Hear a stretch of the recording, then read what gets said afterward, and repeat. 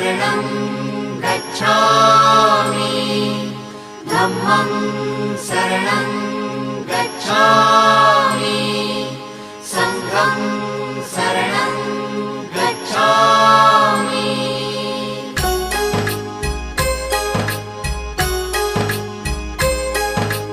बुद्धं शरणं गच्छामि